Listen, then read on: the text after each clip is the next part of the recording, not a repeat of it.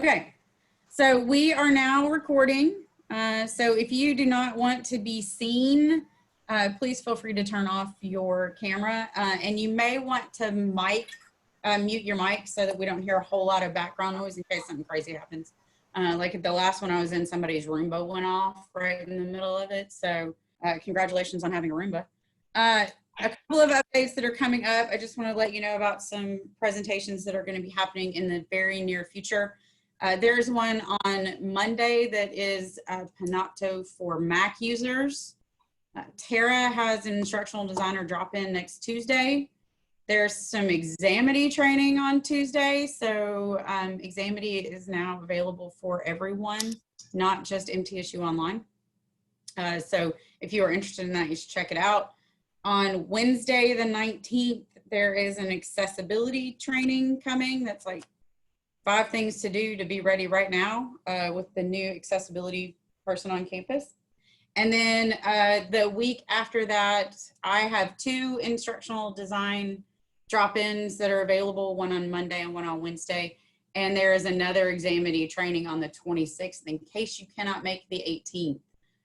So make sure that y'all are checking out that calendar on the Stay on Course faculty page, because it has lots of things updated and information in case you missed the emails that the LT and IT sends out. And there are other resources that are going to be coming soon too. And as a brief side before we get too far into checklist, and those ID drop-ins, we talk a little bit about Video Note. I don't know if y'all have seen the announcement that that is now available for students, but if y'all have questions about that, please feel free to pop into one of those and we will chat about them. And I guess, Sheila, we should probably talk at some point about doing one of these on Video Note. So I think that's all of my announcements. Just a reminder, this is recording. If you don't want to be seen when you ask questions later, please turn your video off. So. All right, so creating checklists. Checklists are a tool within D2L. You can see there's a lot going on my screen right here. Checklists are a tool within D2L that is actually available for your use. It is not presently in the nav bar, but here in a little bit, I will actually show you how to add that to your nav bar. As well as other resources that you might want in your nav bar. If that is something that y'all are interested in later on, just let me know. So to get to it right now, though, you go to edit course. But before we get too far into the specifics of it, it's important to me to tie in a little bit of learning theory and academia into our presentations, even if it's pretty much a how-to. Learning theories and using checklists, it really fits well with any time you are talking about how you're scaffolding your activities within your classes, so that students are moving from step to step to step in the learning and engagement process. So how we build on things, how we take the information that we know, we build on that to the next step, and we build on that to the next step, so that at the end, the student has a greater level of understanding and can take that information and apply it and analyze it and synthesize it and potentially create new ways of learning and knowing as a result of those activities. A checklist will actually assist your students in knowing how to structure those so that they are building off of the information that you're gaining. So as you're creating your checklist, you're going to have some basic remembering information to get new concepts started, and then you're going to move into introducing some new information, and then potentially evaluate that new knowing or an activity or assessment that they're allowed to show you how it is that that new information is being processed and moving to the next level. So a little bit of review, and then you can continue on into the next area of knowing and providing content information. Checklists are also really fantastic if you have something that is a pretty engaged assessment activity. Like if you have a semester-long capstone project, or you have some sort of lab or activity that has a lot of steps to it, having something like a checklist really puts it right in front of the students where they can see it and use it, and just go through the steps and make sure that they're doing each step one at a time in the order that they're supposed to do them. And I really do think a lot about things like in a chemistry lab, you're going to have very specific details on the order in which things need to be done and created. If you do them out of order, something real bad could happen. So in a situation like that, you're going to make sure that things are in a specific list. And while in subject matters, not doing things in order may not result in a chemical reaction we don't want, it may actually impact their learning and how they get to the desired result in meeting our learning outcomes as well as our course objectives. So the potential of physical harm may be different in some classes than others. We still want our students to be going in a certain path to get to that end result of meeting our stated course objectives. So that's really why checklists are so fantastic for learning, and are really helpful, especially in online, hybrid, remote, and web-assisted classes that we may not be seeing our students on a daily or weekly basis, that it's our way of providing them a reminder of, hey, you did this, now make sure you do this, now make sure you do this, and really taking them through those different steps. So all that being said about learning objectives and how this fits with learning theory, and I forgot to mention that Tara is here today, so she is monitoring the chat while I am doing this. So if y'all have questions, please feel free to stick them in the chat. And Tara will try to answer as we go, and we'll also try to revisit those at the end if there are questions that we can go back and take a look at some different things. So I am in our online instructor certification course. I don't know how many of you have checked that out, but we'll go back to the very beginning and I will show it to you. If you are not in this and you are interested, the way to get to it is through self-registration in D2L, which is in the top nav bar on your main homepage. When you click on it, 3 options come up. One of them is the D2L bootcamp done by the FITSE. I know it says I'm not enrolled. I'm not enrolled as this person. I have a couple of personalities. So one of my other ones is in that one. The MTSU online certification, and then the remote instruction standards course. So there are 3 available in self-registration. So feel free to go into those, and they're all self-paced. So you'll be able to go through and look at things as you want to. The MTSU online certification one, it has quite a bit in it because it's where we put a lot of resources and trainings that we provide for faculty throughout campus. Some of you have actually, because of the roles that you're playing this semester, may have for the first time ever completed the online instructor certification if you're teaching online for the very first time. That's an approved MTSU online course. You use module 1, that is where that certification is located. Underneath that are several other resource options. There's one about open educational resources. There's one on basic D2L tools, which is the one we'll be in today. There's one on some more advanced tools. There's one on diversity and inclusion. I don't think that one's open yet. And then there's a few other ones, including down here, there's one that's previous LTN ITC presentations that MTSU Online has sponsored, and the resources are available in that. You will not see all the same ones that I have because I'm in it as the creator right now. So, but you will have some available. Feel free to check those out as you go. So we're going to take a look at the one that is the creating checklist. So I am very literally going to walk you through this process this morning. So if you have more than one screen and you want to open your D2L on a second screen, or you want to minimize me and listen to me talk in the background and open D2L on your main screen, I am absolutely fine with that. And I encourage you to practice as you go. But again, as a reminder, this will be recorded and will be available for you to walk through at later points. So when creating and using a checklist, I have put some samples in here for you that you will be able to go in and download and use later if you would like to. But I'm going to show you how you even start this process. So the best way to do it is actually from inside a module within your class to click on New, and then click on the one that says New Checklist. And this is what pops up.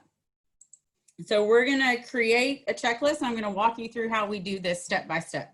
So we are going to name this. And y'all are going to see how well I type. Make sure with the hide from users, it's fine with me for y'all to see this right away. But as you're developing one, if you happen to be developing it in an active class that is already going, leave it hidden until you're done, because it'll confuse students if it's available and it pops up and notifies them that it exists, but it's not completed. So go ahead and make that decision based on your needs. In your instructions, I'm not going to type in a bunch of instructions on this checklist for this example, but some potential instructions that you might want to add are all tasks within this checklist are required for this course, or this checklist is designed to assist you in completing your capstone project, or whatever it is that it's associated with. But put a few instruction information in there, but it doesn't have to be super involved, because the checklist itself is the instructions. So, but you can put a little something in there if you would like to. And then click Save. All right, it now exists. We now have this checklist in this class. To begin adding information, you click on the Add New, and this is what pops up. So in this area, in our courses that we work with faculty on, if they are using checklists and they are associated with an individual module, we tend to name the checklist by the module that they're in. So it would be Module 1 checklist or Module 2 checklist. So it's actually associated with that span of time. Maybe a course introduction checklist or whatever it is that makes the most sense. Name that, but then within the list, I typically encourage you to name it whatever your theme or topic is for that week. If we were talking about rain and thunderstorms, because that happened yesterday for most of us in Middle Tennessee, we could name this rain.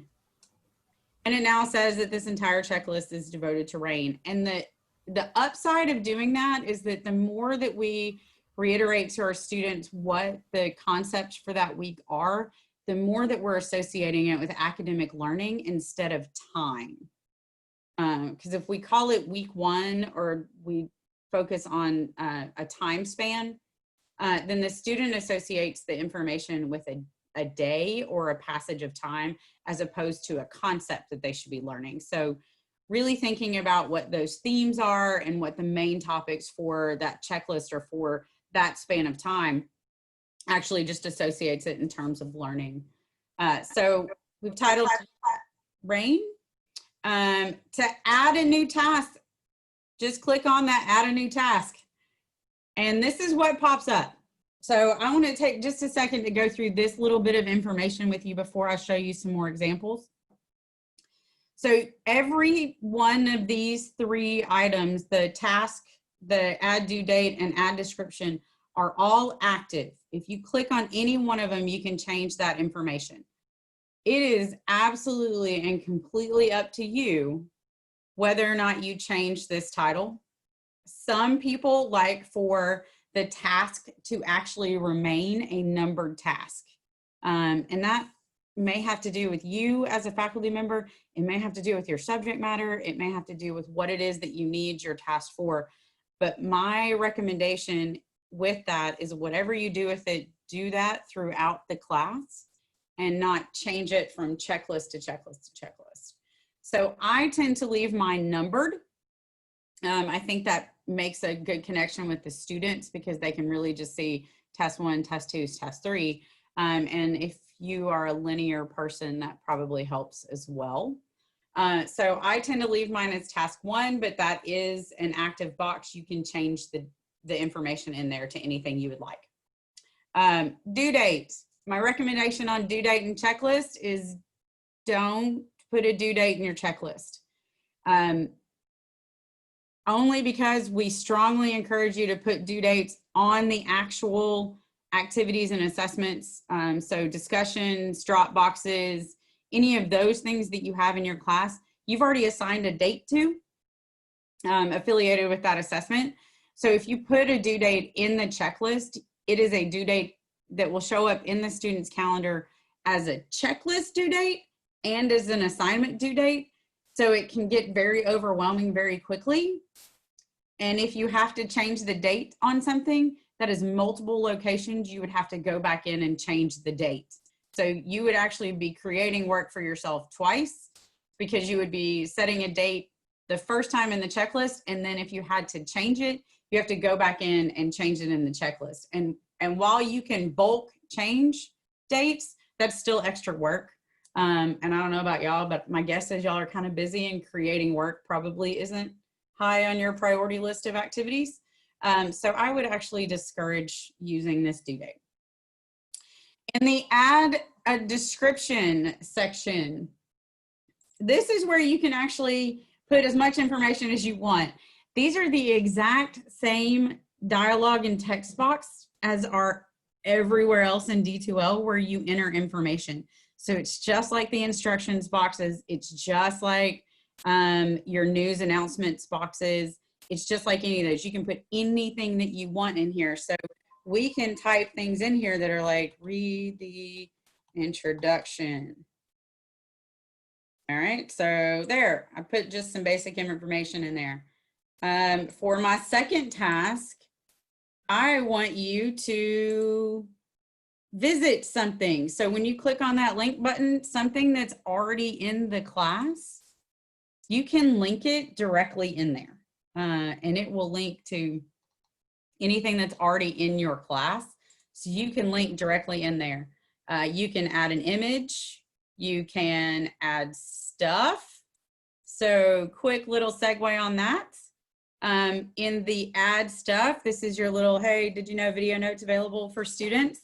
When you click on add stuff, add video note pops up right there in your little drop down. If it is the first time you use video note, you're probably going to have to do some security settings to allow the pop-up because it is a pop-up box.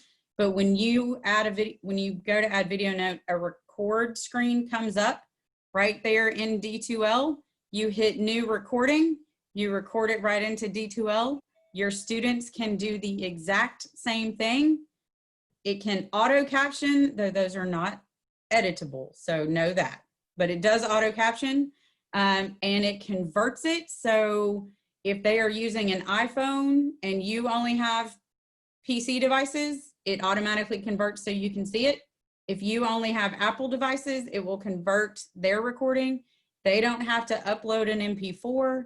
They don't have to upload a link. It is all right there in D2L. So it is an awesome way to get that resource in there. You can go and insert a YouTube link directly. You can insert a link and embed code.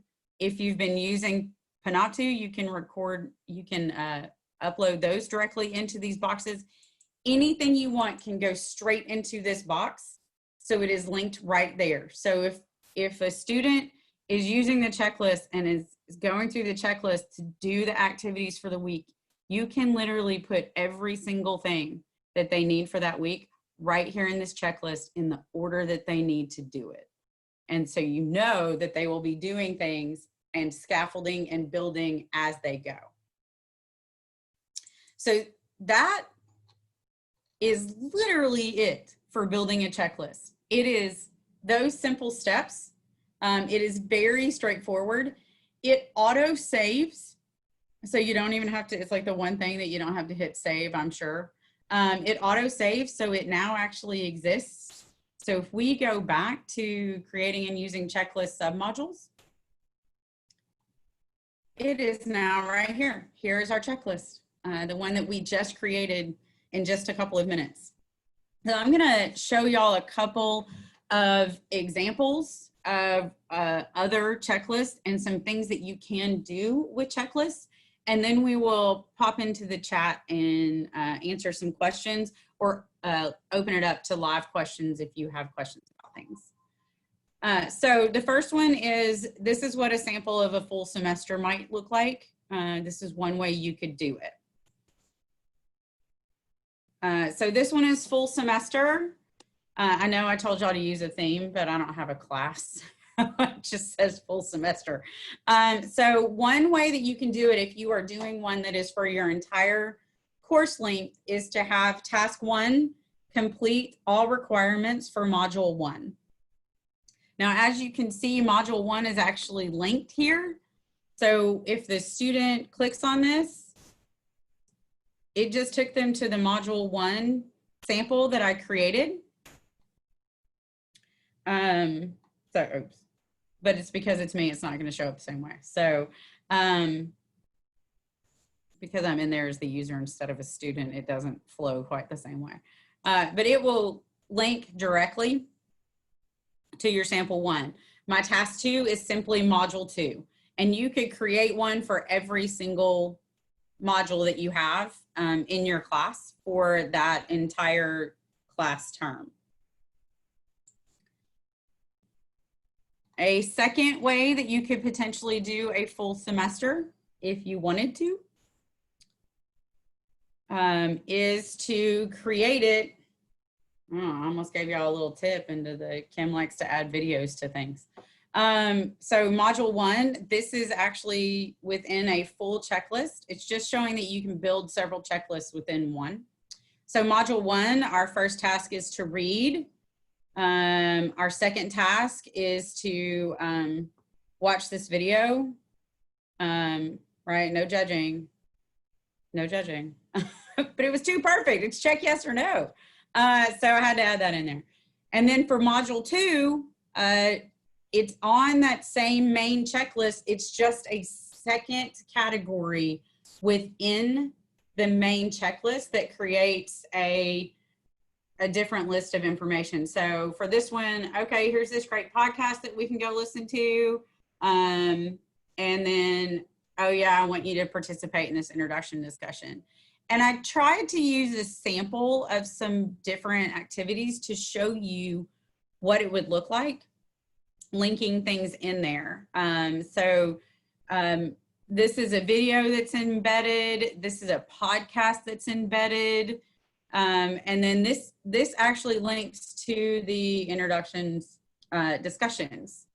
So there it is. It links right to it. So students aren't going to have to click around a whole bunch of different places to get the information they need to be successful in their class. Now, there's one thing I want to show you really fast. I'm going to switch myself to student so that you can see what it looks like as student. And in case you don't know how to do that, if you click on yourself up in the top of your D2L, it asks you, and you can view as student, and then you will actually be able to see the student's perspective.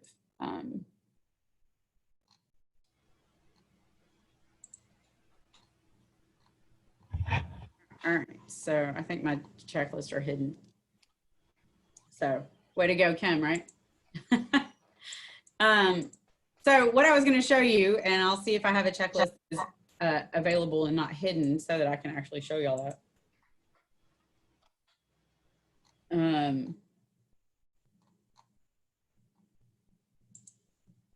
There we go.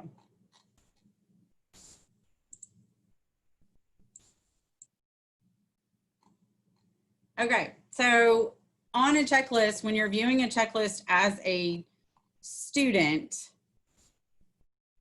so up here at the top, it actually shows your percentages of complete. A student view will, as they complete things in a class, will progress across and show them the 100% and put little check marks by things.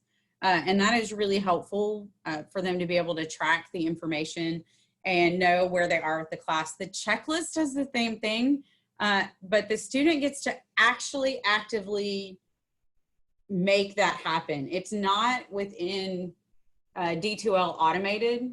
The student actually clicks on, yes, I have completed task 1, and it shows that they have completed 50% of the 2 items that are available for this module. And then this is linked to an article from the Rolling Stone, not the Rolling Stones, that would be different, from Rolling Stone magazine. So this links to an article. It is embedded, which is what we need to do for accessibility purposes. And when you click on it, it takes you straight to that website. And then once they have watched George Strait, they click the button and it shows the student that they are at 100% and they have completed both the tasks. But for some people, being able to check things off of a to-do list is super helpful. So having that opportunity for them can be great for completing and success within the courses. So in that first one where I showed that you click on these, they can do the same thing here. They click on task 1, it shows they've completed module 1 checklist. And then we're gonna click on module 2, and I bet it's not open. So, so that I didn't probably unhide it. But that is how that goes. So as you can see, we have 3 that are in here, and it shows that I've completed 1 of my 5 of these checklists. So it's just a way for students to track their own completion of course activities and information, and gives them that chance really just to see where they're going and how things are going within their class. So I am actually going to turn off my screen share and open it up for questions and things like that. Actually, I may leave my screen share on and just open the chat so it doesn't record people's faces for a YouTube video later. So, all right, so let's see what kind of questions we have. And if y'all have questions as we go, feel free at this point to go ahead and turn your mute off and you can just ask away. Hey, Dr. Godwin, can you speak directly to how the checklist works for class progress, the class progress feature? We had a question about that. Oh, the actual, like the actual class progress, how you can. I can, let me turn myself off as a student. So class progress, to get to class progress, you can get there one of 2 ways. You can get there through assessments and click on class progress, or you can click on class list and scroll, and we have a ton of people in this class. So I am just gonna find, maybe we can find this person. Hey, thanks, Tara. So to view this individual person's progress, you simply click on view progress.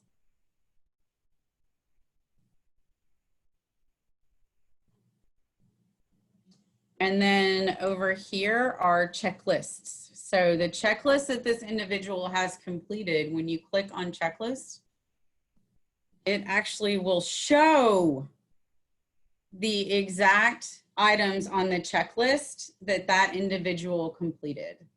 So if you have students that say that they are completing things and they still don't understand, and the checklist is one of the things that you have included in your class, then you can actually go into that specific checklist and see which items that individual has completed. So had Tara not completed all of these, there would actually be gaps in these little blue dots.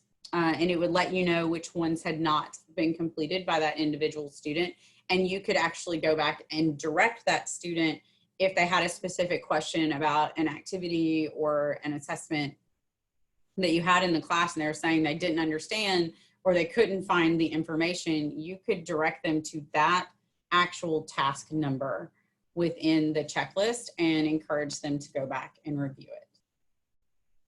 Is completed based on their self-reporting, they're checking it, or is it based on whether they click the video or spend a certain time on the site? So that's kind of a double. So in the checklist, it's based on self-reporting of checking that box. In D2L as a whole, it's based on when they click on it. And D2L, especially with a video or a podcast or something like that, it shows it's completed when they click on it, not when it has run its full course. Though, if there is a video or a podcast or something like that, the same way that we can look at it within the checklist, you can actually see that information within content. I bet Tara hopes she watched everything all the way through, since I'm showing everybody her stuff, right? So within each one of these, oh, I didn't mean to do it that way. Sorry. I'm sure y'all have never done that before. So within it, if you click the hide detail, it actually shows you the amount of time that an individual is spending on individual items within the class. So as you scroll through, you can actually see what type of activity it is and whether or not they are spending the time in that class. So here, for example, this individual watched 29 seconds of this. That's okay, because it may actually mean that she went and watched it from the website. But you probably want to have a conversation about that if you have a student that is not watching these. And it's important to note for this that as the other instructional designer, it was more that Tara had to make sure things worked than watching it for content. So no judging of Tara. So it's, but within that you can see, and if it happens to be something that the individual could download, it will also tell you if they downloaded the information. I don't know that there's anything in here that will show that, but if it is something that was like a big document or some sort of other thing that could be downloaded, it will actually say downloaded right next to the time that the student spent on it. So it is possible you will have one that says 1 or 2 seconds, but then it says downloaded next to it. So you will actually know. So the helpful part about the time that they spend on it, if it is embedded in D2L and they watch it through D2L instead of going out to YouTube or out to another website to watch it, it will track the time that they're in there and give you that information. And then you can also see if somebody says, I don't understand how this works, or I don't understand this concept, and you go and you look at their progress and you see they spent 4 seconds watching it, that's a great way for you to have a learning moment with them, that the information they're looking for is actually in that resource, and they'll want to go back and review it again. Does that help a little bit? Okay. What other questions might y'all have?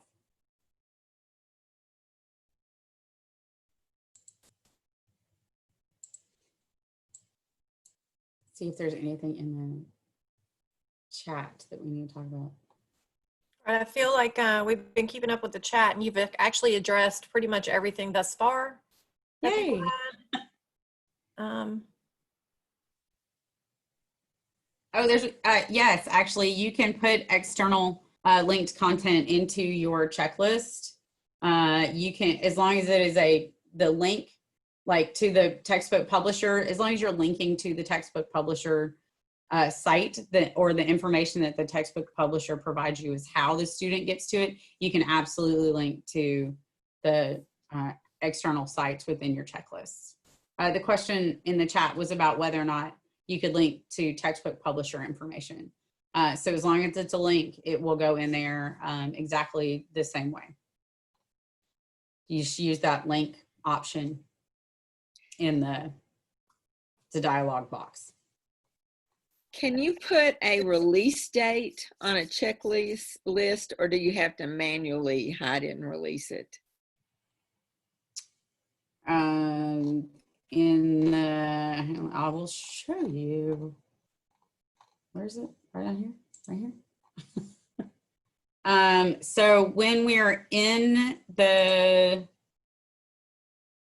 this, so if you go the same way up here that it's the dates and restrictions to the full thing. So this is where you put your dates and your release conditions. You can do the same thing with the checklist by doing edit properties in place. You can do add dates and restrictions right there. As well as add a description about what the checklist is about, but you can add the same start date, due date, end date straight on a checklist, and then also release conditions for that checklist. So if you want them to actually have completed and checked off everything in a previous checklist before the next checklist will open, you can actually create that as a release condition by creating a new release condition, and it can be a completed checklist item, any of those. So if we did a completed checklist, we could then pick which checklist we want to have completed prior to, and then this won't work because I'm putting the same one on the same. But you would then hit create, and then this is the step I forget almost every time. And I mean, this is what I do, so don't be surprised if you forget this, but always click update. Cause I'm like, yeah, I created my release condition, and then I forget to hit update, and I'm like, where did my release condition go? So hit update. So once that exists, it will have your condition met, and it says completes checklist of the presentation sample. So in order for this checklist to open, the student has to have completed the previous checklist.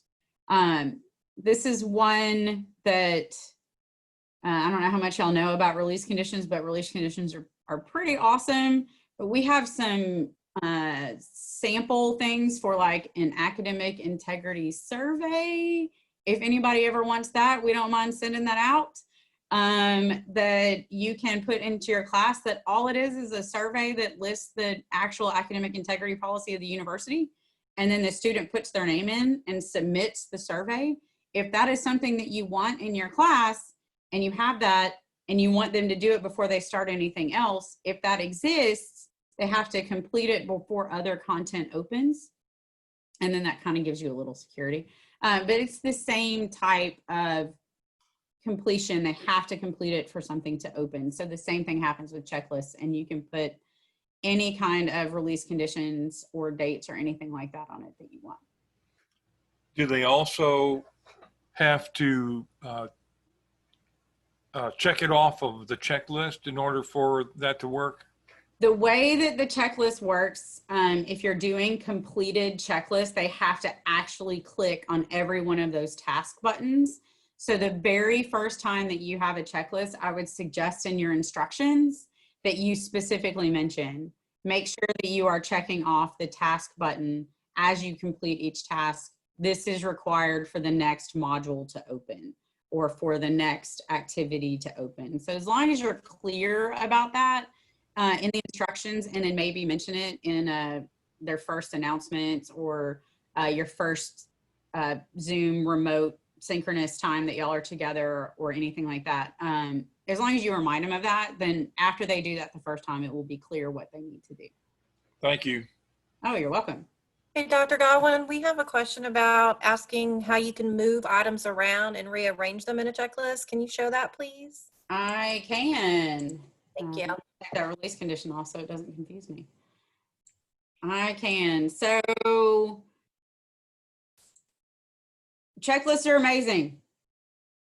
Moving things around in checklists is not as easy to do in the checklist as it is if you go to edit course and then go to the checklist.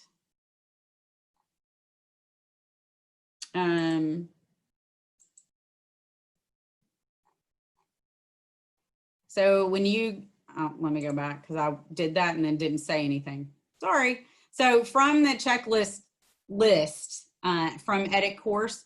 You're going to pick one and click on the arrow and click on Edit. And then this information comes up, which, by the way, if you use this way, you can also do your release conditions right there. If you don't want to do them from the main screen, you can do them from here. And dates are also available. So when you scroll down, once you have content in a checklist, and here is our checklist for, this is module 1, and it's about country music, which anybody who knows me thinks that's hysterical because I'm not a fan. So this one's about country music, and we have decided that we want them to watch the George Strait video before they read the Ken Burns article. So in order to do that, you just click on reorder, and then you simply go in and change the order, and then hit save. Now, what you'll notice is that that happened. So you'll need to go back into your checklist, or actually you can do it from here and renumber your tasks. So my recommendation on that, because it is an extra step, is that your checklist not be the first thing that you create, but more once you know the order that you want to do your activities in, create the checklist after that, so that you know that you're in the right order. It is so not a big deal to go in and make changes to that, because if you are on the checklist page, it's pretty simple to just, there you go. I mean, it changes it pretty fast. So I don't think it, yeah. It changes it pretty fast. It's not hard to do.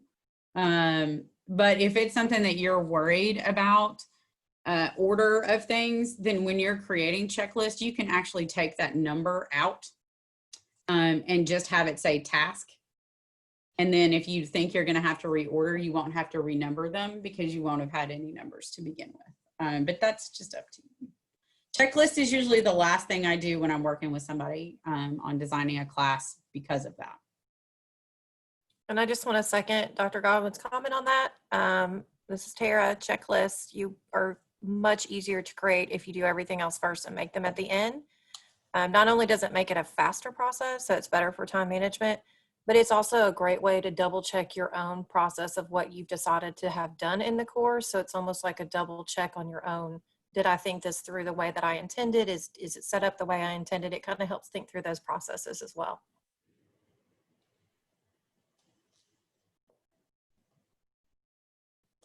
What other questions does anybody have? Can you rename the task instead of calling it like task 1 or task 2? Could you call it task straight video? Is the box big enough for that? Right. Yeah. Or just call it straight video? Yeah. You wouldn't have to renumber them or anything. Right. Okay. You can do whatever you want with that. Okay. The only suggestion with that is because the description box, like if you're adding a new one, because you can add so much information in here, you cannot link the actual video in that title box. So having it be like a brief thing, like if you wanted it to say like watch straight video, then you could definitely do that, but then you're going to want to in the description add the actual link to the video box if you're using checklist that way. You can always do a checklist so that you literally just go through and have it so that it says watch straight video, read article, take assessment, whatever, and it not necessarily linked to things in the class, but then students have to go back and forth between what is on the checklist and what is in the class. So it really helps students with flow of information if the content is in that add description box. Thank you. Oh, you're welcome. Oh, yay, Amy. I'm so glad it worked.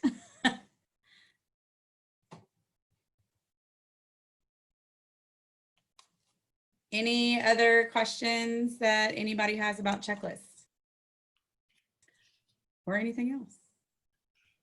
I asked about groups, but that's a separate an entirely separate topic. Yeah, yeah, we'll hit groups. We can talk about groups later. Groups is big. Yeah, we probably need to do one of these on groups too. No, it's just a specific question. I messaged you privately.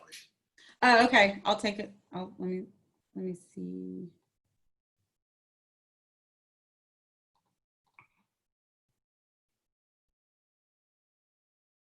Yes, I absolutely can.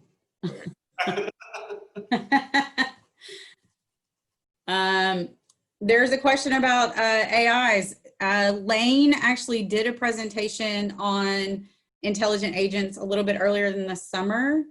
I'm not sure if it's on the faculty presentation archives presentation page or not, but I know one of the older ones that she did was one she did live in the LT and ITC, and it has a lot of the information.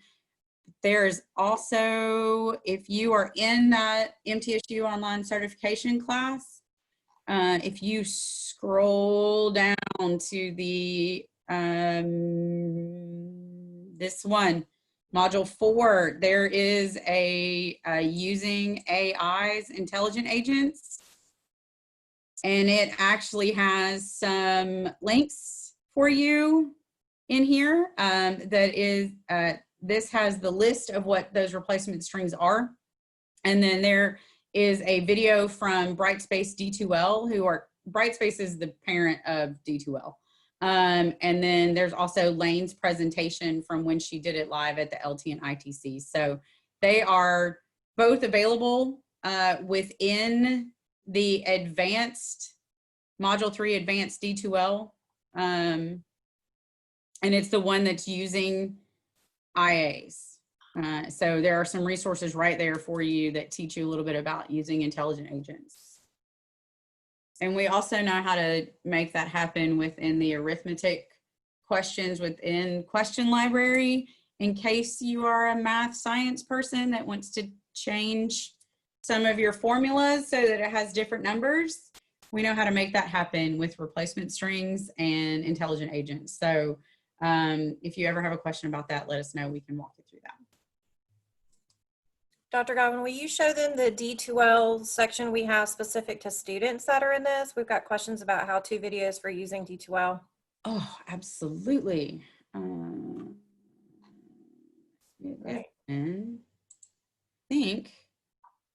So in the module 3, again, the one where the checklist one was just put, it's the D2L basics, tools for online success. And there are some resources and items in here that are pretty helpful. This is actually an intro video for students that we created about how to use D2L the first time. Now, for them to get to this video, if you put it in D2L, they've already logged in. So they've already done like most of that video. But if you are planning to send an email out to your students outside of D2L prior to the start of class, this may be a useful resource for you to click in there. It's just a quick video on how to log into D2L and find your class and get started the first time. So if you're planning to do that kind of email to your students, that's a resource you may want to send them. The D2L tools and tips, it is a PDF document. And I will open this for you all to see. And let me scroll down so you can see a little bit better. So it is linked as a PDF. It is a fully accessible document. So yay, go team. And by team, I mean, thank you so much, Tara, because she made this beautiful PDF and this awesomeness here. And it's, I think, one of my favorite things of all time. Each one of these, when you click on it, it links to the page within the PDF for the different tool and information. So it is right here. It is available for you to download out of this class. It is also available for you to download out of the remote instruction standards class. And it is in the remote template that is your gift in the remote instruction standards class. It is embedded in that. It will also shortly be available on the Stay on Course students page, I think. And it is in the Teaching Circles general information, or we can just email it to you. So if you need it, just let us know and we will send it out. But it will show how to use each of these things from the student's perspective, which is awesome because then you don't have to answer those questions. I also sent it just in the chat as an attachment, so feel free to download it from the chat session if you're interested in using it in your course. Thank you. What other questions might y'all have? We've got probably like 5 minutes left, so any questions you have about checklists or any other basic D2L items we might be able to help you with?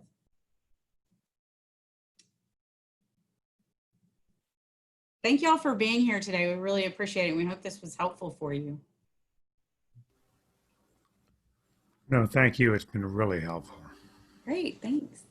Yes, please call us anytime or email us anytime. We can be of service. We're here to help. Yes, That's great. thanks. Thank you, Kim. It was excellent. Yeah, Absolutely. thanks, Kim, really. Thank you. We have a lot of workshops coming up, so you guys check the workshop calendar on that Stay on Course faculty website. I encourage you to do that. And we have a lot of archived presentations there too. So I'm not sure. Did you send that PDF of the tools and tips? I don't see it. I actually included it in Oh, no, the there. Tools and chat. tips. Mhm. Got it. Great. And thanks again, Tara, for creating this awesome document. It's amazing. Yeah, really. You're welcome.